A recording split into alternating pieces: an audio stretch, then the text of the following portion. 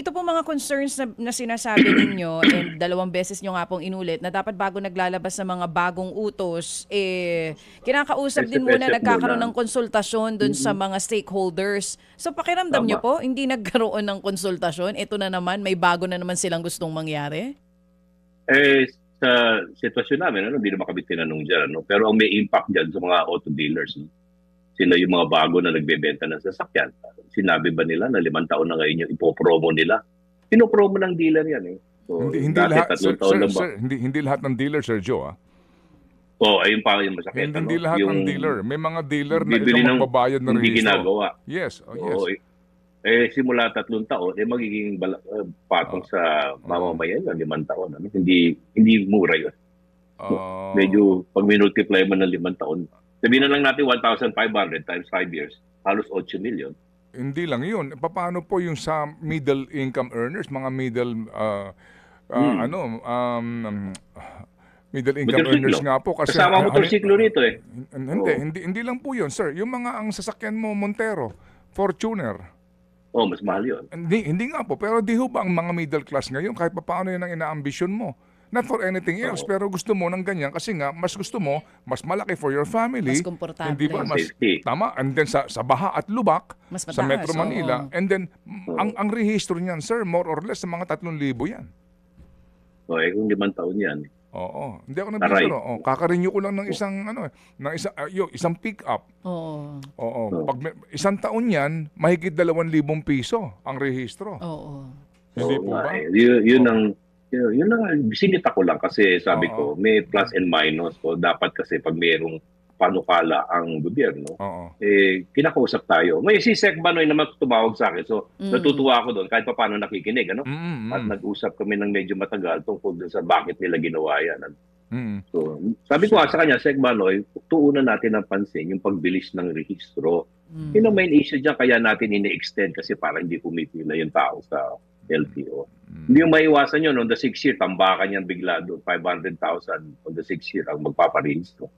Opo. Oo. Pero Anong sabi po niya? Sabi niyo matagal kayo nag-usap, nakikinig naman po. Sabi niya sa akin, gagawan daw nila ng paraan. Sabi ko sa kanila, Sek ako, kailangan natin ayusin by using technology in order to facilitate. Okay. Hindi dami ng tao na gumagawa.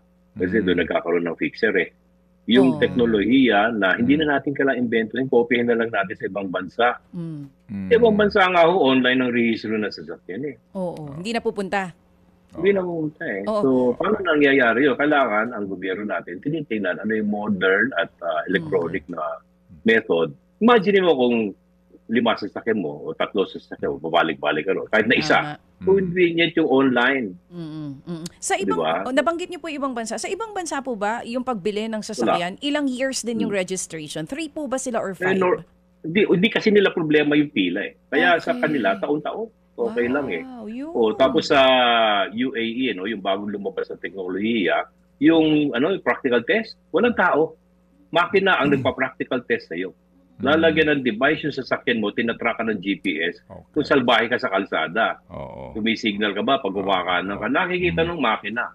Pagbalik mo rin sa yarda, isa-swipe mo yung card mo, pass or fail lang, 70 points ang dapat ipasa mo. Oo. O kaya doon, pabalik-balik kung hindi ka matinong driver, pabalik-balik. Wala kang kakausapin, sino susuhulan. Opo. And for the Yun ang longest sinasabi time, yan na rin po ang inyong paulit-ulit na sinasabi. Kumbaga, may AI na nga ngayon, di ba natin pwedeng gawin yun sa LTO? Okay. Meron yan. Sige. Meron yan. Anyway. Yung sistema sa UAE, I think 100 million ang cost. Dito sa dagdag rehistro to, mahigit 1 billion ito.